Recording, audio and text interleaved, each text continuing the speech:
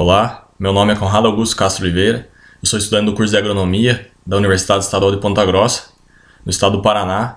Eu vou defender meu estágio obrigatório aqui dos Estados Unidos através desse vídeo que eu gravei aqui, vocês vão ver a seguir. Bom, eu realizei o estágio na modalidade de intercâmbio na Fazenda Agroco, uma fazenda produtora de grãos, no município de Jamestown, no estado de Ohio, nos Estados Unidos da América. Meu supervisor técnico aqui foi Felipe Guess, ele é formado em agrobusiness, e meu professor orientador é o professor Marcos Vinícius Ribas Milhal. Bom, uma breve introdução. A agricultura dos Estados Unidos é considerada a mais moderna do mundo, detendo hoje o índice de maior produtividade do planeta. Os Estados Unidos também é o maior produtor e exportador mundial de alimentos, empregando somente cerca de 3% de sua população economicamente ativa nesse setor. Com o avanço da agricultura para o oeste do país, houve a organização em belts, em faixas ou cinturões, como são chamados, onde ocorre a predominância de um tipo de produto que é adaptado principalmente às condições de solo, de clima e de mercado. Existem vários belts no país, como por exemplo o Cotton Belt, que é o cinturão do algodão, o Dairy Belt, que é o cinturão do leite. Enfim, existe essa organização em várias faixas de diferentes tipos de produtos. O estado de Ohio é considerado o centro do Corn Belt, do cinturão do milho, pois ele é um dos estados considerados os maiores produtores desse grão, alcançando no ano 2013 uma produção de 18 milhões de toneladas do grão. O estado conta com aproximadamente cerca de 70 mil fazendas, essas ocupam 60% da área do estado. E o setor primário responde por cerca de 1% do PIB do estado. Bom, as fazendas produtoras apresentam uma elevada utilização de mecanização e um alto grau tecnológico empregado nas etapas de produção. Isso faz com que se facilite atingir altos graus de produtividade e também a diminuição da mão de obra quando bem empregadas. Bom, a localização e a caracterização da área. A fazenda localiza-se no município de Jamestown, no estado de Ohio, nos Estados Unidos da América.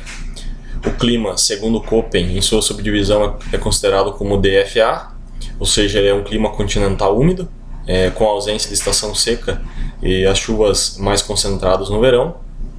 A altitude média que a fazenda apresenta é de 314 metros em relação ao nível do mar, um tamanho total de 3.300 hectares, porém dividido em vários talhões, pois o proprietário foi adquirindo pequenas propriedades ao longo de sua evolução na agricultura. Esses talhões são em locais distintos, mas isso não é um problema para a locomoção, tanto para a mudança de maquinários entre os talhões ou o escoamento da produção, pois o país apresenta uma ótima estrutura rodoviária.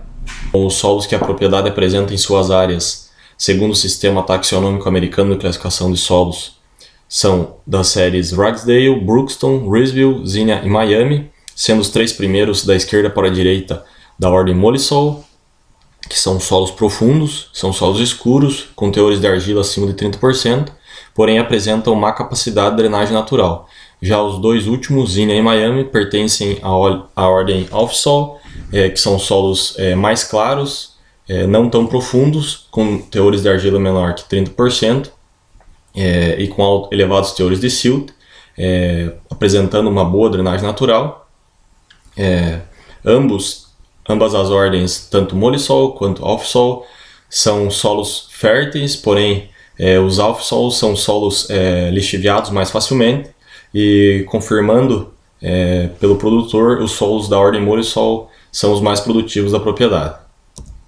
Bom, essa tabela demonstra a correspondência aproximada dos solos classificados pelo Sistema Brasileiro de Classificação de Solos e o Sistema Taxonômico Americano, sendo que os molissols dos Estados Unidos são equivalentes aos chernossolos brasileiros, enquanto que os off-sols, os julgados menos produtivos, são equivalentes aos duvissolos brasileiros.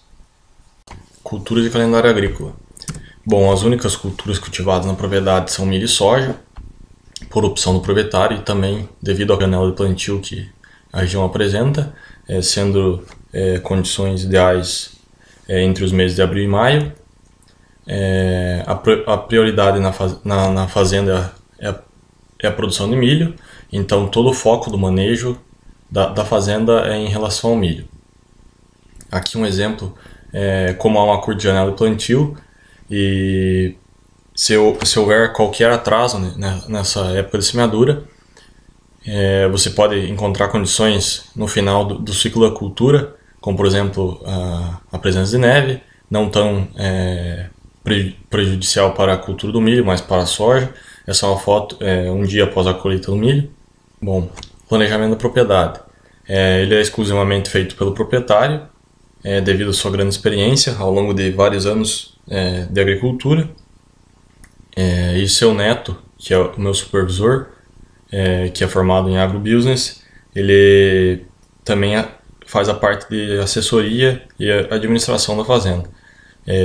No geral, as fazendas não recebem uma consultoria de um profissional específico da área. Não apresenta-se, vamos dizer, um agrônomo autônomo, como no Brasil nós temos.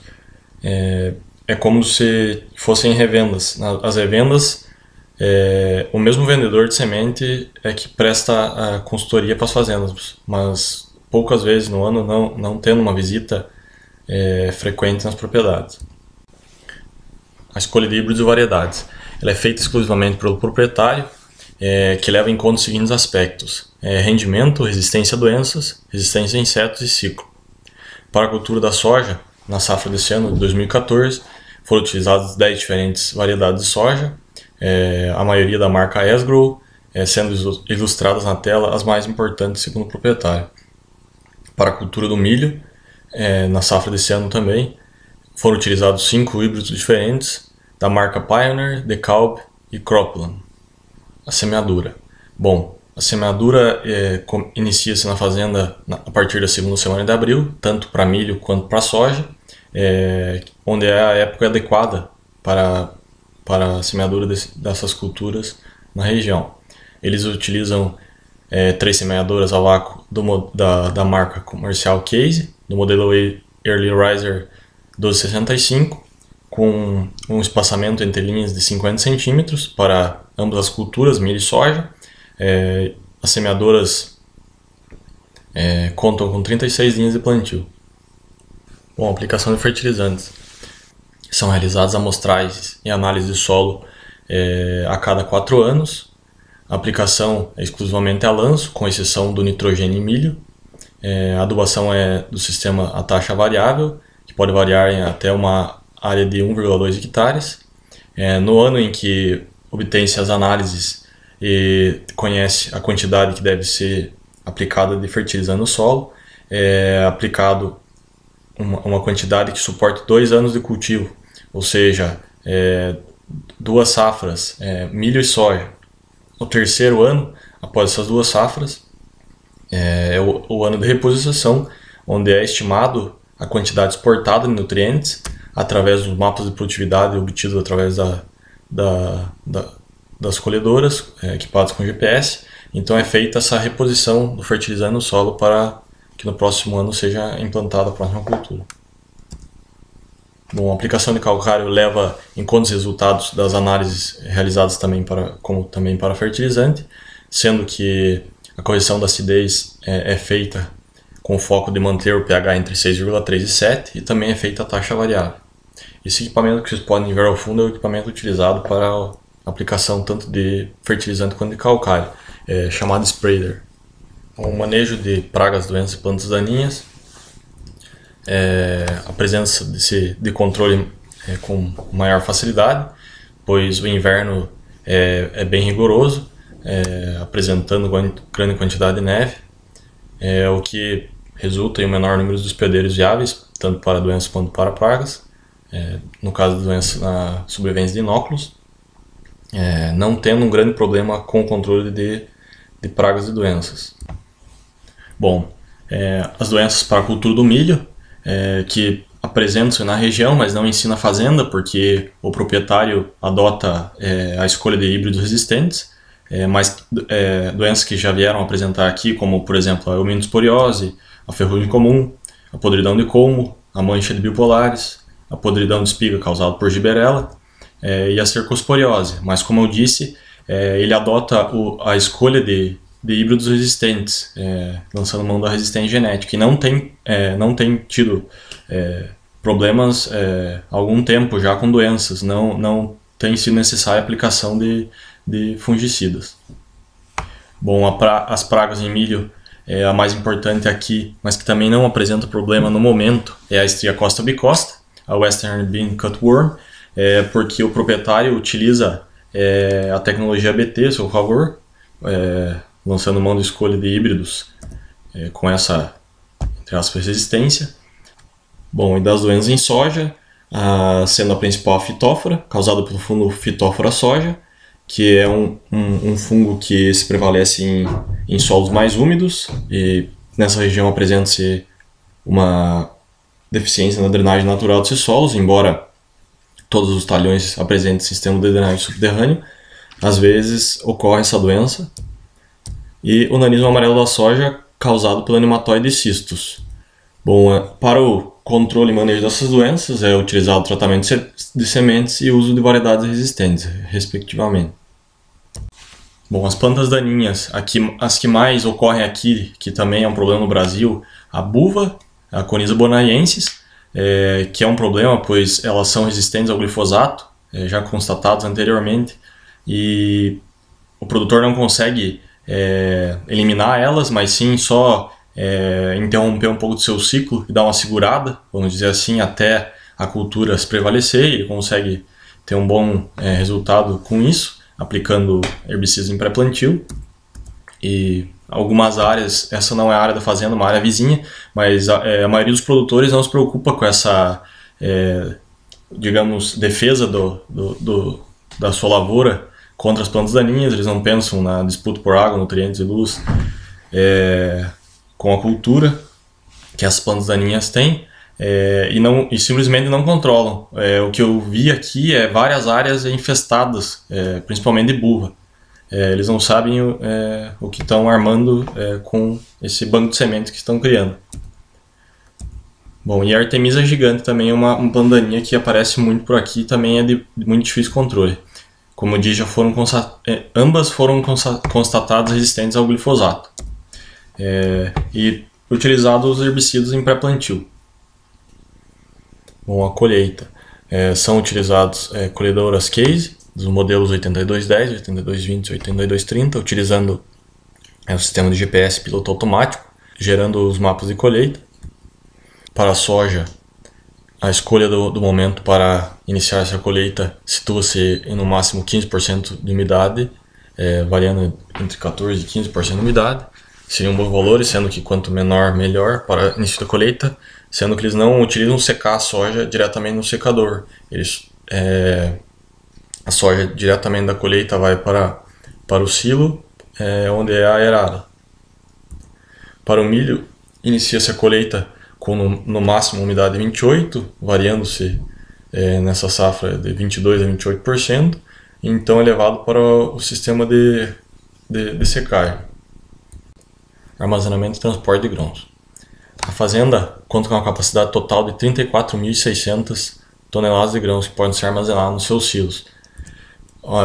Essa quantidade comporta toda a produção da propriedade. Aqui um exemplo, uma imagem exemplificando as duas sedes que a fazenda possui, alguns silos, sendo que no total, com essas duas sedes mais os silos que tem espalhados, um total de 26 silos. Utilizam exclusivamente para a cultura do milho o secador, propelido a propano, com uma capacidade de 30 toneladas por hora, claro que varia, depende da umidade dos grãos.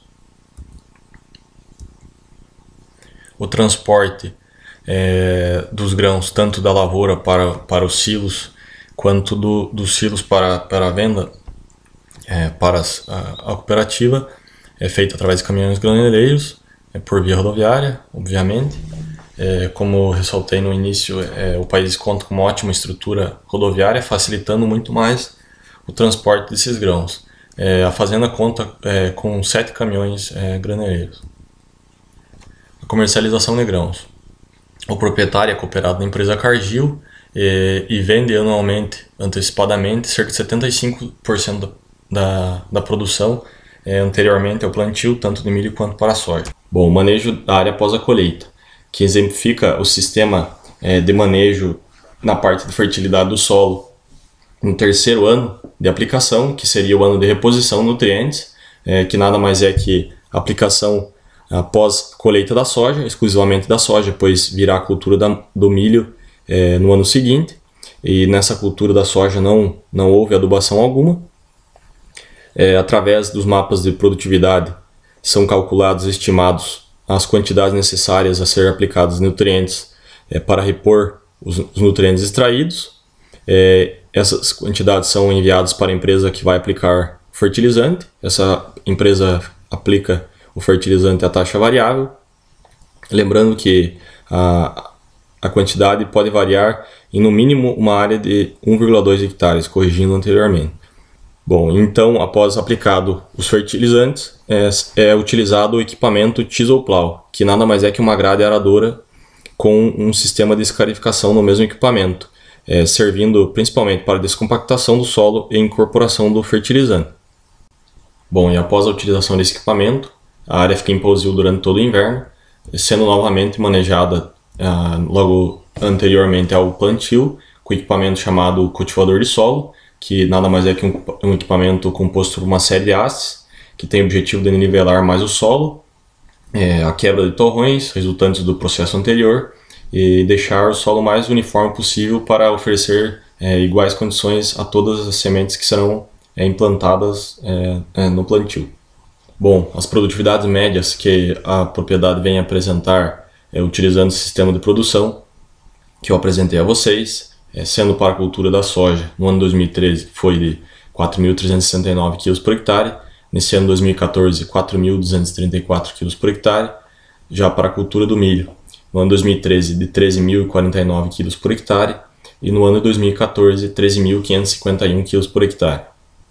Bom, e como considerações finais, o estágio realizado na fazenda, nessa modalidade de intercâmbio, foi de grande importância para mim, pois eu adquiri conhecimento em diversas áreas, por exemplo, no aspecto técnico profissional, eu aprendi fazendo muita coisa, conheci diferentes tecnologias, diferentes formas de manejo, aperfeiçoei minha língua estrangeira, conheci diferentes tipos de pessoas, diferentes culturas, e com certeza será de grande relevância para a minha vida profissional e pessoal. Esse convênio que a Universidade Estadual de Ponta Grossa tem com a Universidade de Ohio é uma grande oportunidade para quem realmente se interessa em ter uma experiência bem diferente, eu aconselho. Bom, quero agradecer especialmente à família Guess por ter me aceitado e me recebido muito bem aqui, e muito obrigado pela atenção. Bom, e é isso aí, espero que tenham gostado, até mais e abração a todos.